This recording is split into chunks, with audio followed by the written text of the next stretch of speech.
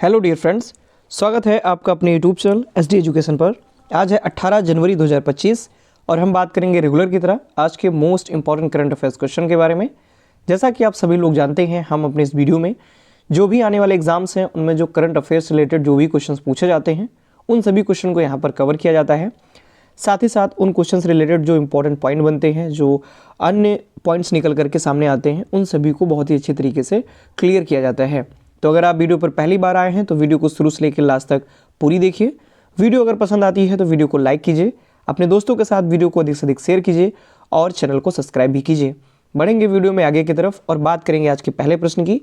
आज का पहला प्रश्न है, हाल ही में 23वें दिव्य कला मेले का जो आयोजन है ये कहाँ किया गया? तो ऑप्शन नंबर ए इस प्रश्न का सही जवाब हो जाएगा, यानी कि गुजरात में 23वें दिव्य कला मेले का आयोजन अभी हाल ही में किया गया है। इसके बारे में अगर हम डिटेल में बात करें तो हाल ही में जो 23वां दिव्य कला मेला महोत्सव है ये गुजरात के अकोटा स्टेडियम, यानी कि जो बड़ोदरा है गुजरात का, तो गुजरात के बड़ोदरा में वहाँ का जो अकोटा स्टेडियम है वहाँ पर 23वां दिव्य कला मेले का जो उद्घाटन है, जो महोत्सव का उद्घाटन है, ये किया गया। और ये जो दिव्य कला मेला महोत्सव है ये 9 से 19 जनवरी 2025 तक इसका आयोजन किया जाएगा। इस मेले में देश भर के जो दिव्यांग उद्यमी हैं, कारीगर हैं और कारीगरों के जो उत्पादों और शिल्प कौशल हैं, इन सभी का प्रदर्शन किया जाएगा। और इस महोत्सव के अंतर्गत रोजगार जो मेला होगा उसका भी आयोजन किया जाएगा। आगे बढ़ते हैं अगले क्वेश्चन की ओर। नेक्स्ट क्वेश्चन है, हाल ही में ज्ञानदा काकटी का निधन हुआ, वह कौन थी? कह सकते हो किस क्षेत्र से संबंधित थी? तो जो ज्ञानदा काकटी हैं इनका भी हाल ही में निधन हुआ है। ये एक मशहूर अभिनेत्री रह चुकी हैं, यानी कि मशहूर अभिनेत्री थी और इनका निधन हुआ है हाल ही फिलहाल में। डिटेल में इनके बारे में अगर हम बात करें तो प्रसिद्ध अभिनेत्री, असम की अभिनेत्री थी, असमीय अभिनेत्री थी। नाम इनका ज्ञानदा काकटी। इनका शिलांग के बेथानी अस्पताल में 90 वर्ष की आयु में हाल ही में इनका निधन हो गया। बात करें अगर ज्ञानदा काकटी की तो इन्होंने पारघाट फिल्म के जरिए असमिया सिनेमा में कदम रखा था, यानी कि इनकी जो डेब्यू फिल्म थी वो थी पारघाट, जो कि असम मूवी थी और इसी फिल्म के साथ इन्होंने असमिया सिनेमा में डेब्यू किया हुआ था। डिटेल में बात करें इनकी कुछ लोकप्रिय फिल्मों की तो इन्होंने लोकप्रिय फिल्मों जैसे पियली फूकन, सरापात, लखीमी और रंगा पुलिस में अपनी अदाकारी से विशेष पहचान बनाई हुई थी, यानी कि ये कुछ इनकी चुनिंदा मूवियाँ थी, चुनिंदा फिल्में थी जिनमें इन्होंने काम किया था। काफ़ी लोकप्रिय फिल्में रही थी ये। फिर 2002 में असम सरकार ने विष्णु राभा सम्मान से इन्हें सम्मानित भी किया गया था। तो ये सम्मान इंपॉर्टेंट है, पूछा जा सकता है। 2002 में असम सरकार के द्वारा विष्णु राभा सम्मान से इनको सम्मानित भी किया गया था। तो अभी हाल ही फिलहाल में 90 वर्ष की आयु में इनका निधन हो गया है। आगे बढ़ते हैं अगले क्वेश्चन की ओर। अगला क्वेश्चन है, हाल ही में किसने अवैध प्रवासन को रोकने के लिए प्रतिबंधों की घोषणा की?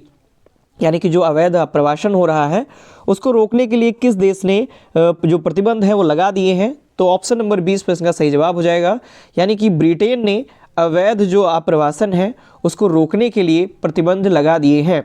डिटेल में इसके बारे में बात करें तो हाल ही में ब्रिटेन ने अवैध प्रवासन पर नकेल कसने के लिए दुनिया का पहला प्रतिबंध लगाया हुआ है, यानी कि इस प्रकार का जो प्रतिबंध है दुनिया का पहला प्रतिबंध है जो कि अवैध प्रवासन हो रहा है ब्रिटेन में काफ़ी ज़्यादा। इससे कई सारी जो समस्याएं हैं वो देखने को मिल रही हैं। इसलिए ब्रिटेन ने अवैध प्रवासन पर दुनिया का पहले तरीके का जो प्रतिबंध है वो लगा दिया है।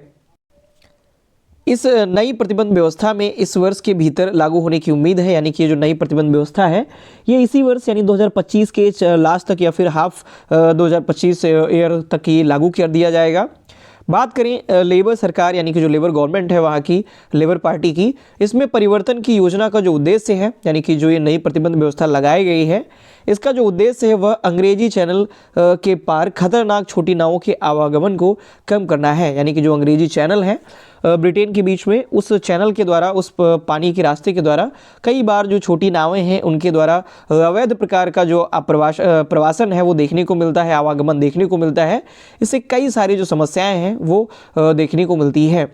आगे अगर हम बात करें तो ब्रिटेन के जो महासचिव हैं वो है डेविड लैमी और वर्तमान में जो ब्रिटेन के प्रधानमंत्री हैं वो हैं कीर स्टामर। इसको भी आप ध्यान रखिए। और अगले बढ़ते हैं अगले क्वेश्चन की ओर। अगला क्वेश्चन है, हाल ही में हिमाचल प्रदेश सरकार ने Himachal Pradesh institute of public administration का नाम किसके सम्मान में बदला है? यानी कि जो हिमाचल प्रदेश अभी तक Himachal Pradesh institute of public administration के नाम से जाना जाता था, अब इसका नाम बदल करके डॉक्टर मनमोहन सिंह कर दिया गया है। ऑप्शन नंबर ए इस प्रश्न का सही जवाब हो जाएगा। आगे अगर हम डिटेल में इसके बारे में बात करें तो हिमाचल कैबिनेट ने हिमाचल प्रदेश लोक प्रशासन संस्थान का नाम बदलकर मनमोहन सिंह जी के नाम पर रखने की जो मंजूरी है वो कर दी है। बात करें प्रधानमंत्री और केंद्रीय वित्त मंत्री के रूप में डॉक्टर मनमोहन सिंह का जो कार्यकाल है वो परिवर्तनकारी रहा, यानी काफ़ी लोकप्रिय कार्यकाल रहा इनका। खासकर अगर वित्त मंत्री के रूप में देखा जाए तो बहुत ही बेहतरीन कार्यकाल रहा डॉक्टर मनमोहन सिंह जी का। मंत्रिमंडल ने भारतीय स्टाम्प अधिनियम 1899 की अनुसूची 1A में भी संशोधन करने के लिए एक अध्यादेश जारी करने का भी निर्णय लिया हुआ है। और बात करें वर्तमान में जो हिमाचल प्रदेश में सरकार है वो कांग्रेस सरकार है और वर्तमान में जो वहाँ के मुख्यमंत्री हैं वो हैं सुखविंदर सिंह सुक्खू।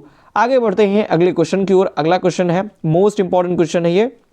इसके बारे में अगर हम बात करें तो हाल ही में भारत के पहले केबल स्टे रेलवे ब्रिज का उद्घाटन कहाँ किया गया है? यानी कि भारत का ये पहले तरीके का केबल स्टे रेलवे ब्रिज है और ये कहाँ पर बना हुआ है, कहाँ पर इसका उद्घाटन किया गया? तो ऑप्शन नंबर सी इस प्रश्न का सही जवाब हो जाएगा, यानी कि जम्मू कश्मीर में इसका उद्घाटन किया गया है, वहाँ पर ये बनाया गया है। ये कुछ इस प्रकार से है, ये पहली प्रकार का केबल स्टे रेलवे ब्रिज है। और डिटेल में इसके बारे में अगर हम बात करें तो हाल ही में भारत के पहले केबल स्टे रेलवे ब्रिज का जो उद्घाटन है वो जम्मू कश्मीर में किया गया है। बात करें 653 किलोमीटर की लंबाई में फैले कुल 96 केबलों के साथ उधमपुर श्रीनगर बारामूला रेल लिंक परियोजना का ये एक अहम हिस्सा है। इस पुल का नाम रखा गया है अंजी खड्ड ब्रिज या अंजी खड्ड पुल के नाम से जाना जाएगा। और ये जो अंजी खड्ड ब्रिज है ये नदी के तल से 331 मीटर की ऊंचाई पर खड़े एक एकल मुख्य तोरण द्वारा समर्थित है। तो ये कुछ इंपॉर्टेंट पॉइंट रहे इसके। और बढ़ते हैं अगले क्वेश्चन की ओर। अगला क्वेश्चन है हाल ही में प्रधानमंत्री मोदी जी ने भारत के पहले ग्रीन हाइड्रोजन हब की जो आधारशिला है ये कहाँ रखी हुई है? यानी कि प्रधानमंत्री मोदी जी ने भारत का जो पहला ग्रीन हाइड्रोजन हब है ये कहाँ पर इसकी आधारशिला रखी है? तो ऑप्शन नंबर डी इस प्रश्न का सही जवाब हो जाएगा, यानी कि आंध्र प्रदेश के विशाखापत्तनम में इसकी आधारशिला रखी गई। ऑप्शन नंबर डी इस प्रश्न का सही जवाब हो जाएगा।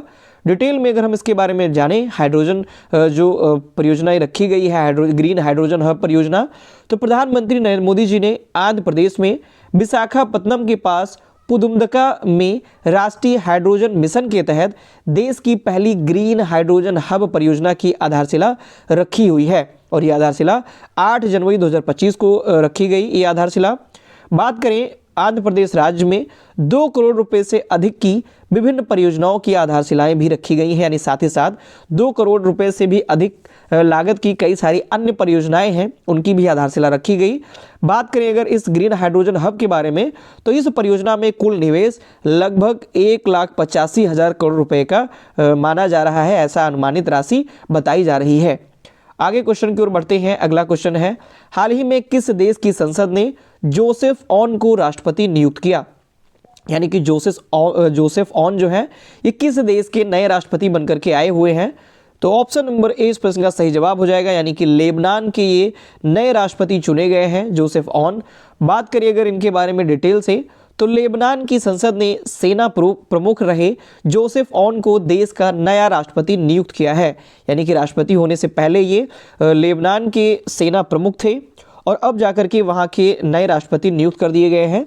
बात करें अमेरिका और सऊदी अरब द्वारा समर्थन जुटाने के बाद 2 दौर की वोटिंग हुई और फिर उस वोटिंग के बाद जो जोसेफ ऑन है इनको देश का राष्ट्रपति चुन लिया गया है। यानी कि इनके राष्ट्रपति चुनने में राष्ट्रपति बनने में अमेरिका और सऊदी अरब का अहम योगदान है। इन्हीं के समर्थन के द्वारा काफ़ी ज़्यादा मदद मिली। तो इनके समर्थन जुटाने के बाद 2 दौर की वोटिंग हुई और उसके बाद जोसेफ ऑन को वहाँ का राष्ट्रपति चुन लिया गया है। बात करें राष्ट्रपति बनने के बाद उन्होंने सेना प्रमुख के पद से इस्तीफा भी दे दिया। यानी कि जब इनको राष्ट्रपति बनाया गया तो राष्ट्रपति बनने के बाद इन्होंने सेना प्रमुख के पद से इस्तीफा भी दे दिया है। आगे बढ़ते हैं अगले क्वेश्चन की ओर। अगला क्वेश्चन है हाल ही में किस राज्य सरकार द्वारा बीमा सखी योजना शुरू की गई? यानी कि कौन सा ऐसा राज्य है जिसके द्वारा बीमा सखी योजना अभी हाल ही में शुरू की गई है? तो ऑप्शन नंबर सी इस प्रश्न का सही जवाब हो जाएगा, यानी कि गोवा के जो मुख्यमंत्री हैं प्रमोद सावंत, उनके द्वारा बीमा सखी योजना की शुरुआत की गई है। डिटेल में इसके बारे में अगर हम बात करें तो गोवा के वर्तमान जो मुख्यमंत्री हैं जिनका नाम है प्रमोद सावंत, इन्होंने सभी के लिए बीमा प्रदान करने के उद्देश्य से राज्य में बीमा सखी योजना शुरू की है। यानी बीमा सखी जो योजना है, ये योजना गोवा के मुख्यमंत्री प्रमोद सावंत के द्वारा शुरू की गई और ये इस बीमा योजना को शुरू करने वाला ये दूसरा राज्य बन गया है। डिटेल में बात करें तो इस प्रमुख योजना को शुरू करने वाला हरियाणा के बाद गोवा दूसरा राज्य बन गया है। यानी कि इससे पहले हरियाणा के द्वारा ये योजना शुरू की गई थी, जो कि हरियाणा पहला राज्य बना था इस योजना को शुरू करने वाला। अब जाकर के जो गोवा है ये दूसरा राज्य बन गया है।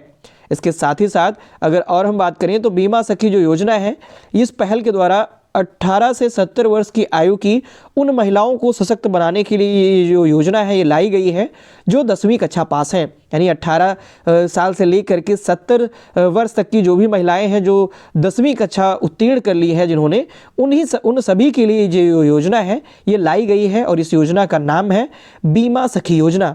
आगे बढ़ते हैं अगले क्वेश्चन की तरफ। अगला क्वेश्चन है, हाल ही में केंद्र सरकार ने 8वें वेतन आयोग बनाने की जो मंजूरी है वो दे दी है। यह किस वर्ष से लागू होगी?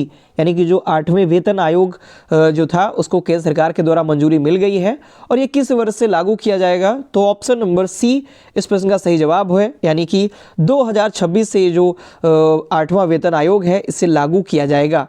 डिटेल में हम बात करें अगर हम इस वेतन आयोग के बारे में, तो केंद्र सरकार ने 16 जनवरी को 8वें वेतन आयोग के गठन को मंजूरी दे दी है और इस आयोग की जो सिफारिशें हैं, जो कुछ भी नियम बदलाव किए गए हैं वो साल 2026 से लागू किए जाएंगे। बात करें इससे पहले का जो 7वां वेतन आयोग था वो 1 जनवरी 2016 को लागू हुआ था और उस 2016 से जो लागू हुआ था 7वां वेतन आयोग, इस वेतन आयोग से लगभग 1 करोड़ लोगों को फायदा हुआ था। और जो 7वां वेतन आयोग है इसका गठन पूर्व प्रधानमंत्री मनमोहन सिंह के कार्यकाल में 28 फरवरी 2014 को किया गया था। यानी गठन इसका 28 फरवरी 2014 को किया गया था और ये लागू हुआ था 1 जनवरी 2016 को। आगे बढ़ते हैं अगले क्वेश्चन की ओर। नेक्स्ट और लास्ट क्वेश्चन है, हाल ही में केंद्र सरकार द्वारा कहाँ तीसरे लॉन्च पैड बनाने की मंजूरी दी गई है? यानी कि तीसरा लॉन्च पैड तैयार किया जाएगा, बनाया जाएगा और इसके द्वारा केंद्र सरकार की मंजूरी भी मिल गई है। तो ये कहाँ पर बनाया जाएगा? तो ऑप्शन नंबर डी इस प्रश्न का सही जवाब हो जाएगा, यानी कि आंध्र प्रदेश में तीसरा लॉन्च पैड बनाया जाएगा। डिटेल में हम बात करें तो उससे पहले आप आर्टिकल में भी देख सकते हैं, तीसरे लॉन्च पैड की स्थापना को जो मंजूरी है वो केंद्र सरकार के द्वारा मिल गई है। तो हाल ही फिलहाल में केंद्र सरकार ने 16 जनवरी को आंध्र प्रदेश के श्रीहरिकोटा में तीसरे लॉन्च पैड का जो बनाने की जो मंजूरी है वो दे दी है। इसको बनाने में जो लागत आएगी वो 3,985 करोड़ रुपए की लागत आने वाली है और इसे 48 महीनों में पूरा करने का अनुमान है। यानी कि इसे 48 महीनों में ही पूरा कर लिया जाएगा, ऐसा अनुमान लगाया जा रहा है। फिलहाल अगर बात की जाए तो आंध्र प्रदेश के श्रीहरिकोटा में 2 लॉन्च पैड ऑलरेडी मौजूद हैं और अब ये तीसरा बनने जा रहा है। अब तक के जो दोनों लॉन्च पैड हैं उनसे 60 से ज़्यादा लॉन्च किए जा चुके हैं। यानी कि जो कुछ भी मिशन वगैरह लॉन्च किए गए वो 60 से ज़्यादा अब तक की वो दोनों लॉन्च पैड से 60 से ज़्यादा जो लॉन्च हैं वो किए जा चुके हैं। तो ये थे आज के हमारे मोस्ट इंपॉर्टेंट करंट अफेयर्स के क्वेश्चन। आशा करता हूँ सारे क्वेश्चन आपको पसंद आए होंगे, वीडियो इन्फॉर्मेटिव लगी होगी। तो अगर आपको वीडियो पसंद आती है, वीडियो के जो भी क्वेश्चंस हैं वो फैक्ट अगर आपको सही लगते हैं तो उसके लिए आप वीडियो को लाइक करें, अपने दोस्तों के साथ वीडियो को अधिक से अधिक शेयर करें और ये जो चैनल है उसको सब्सक्राइब करना तो बिल्कुल भी मत भूलिए। धन्यवाद।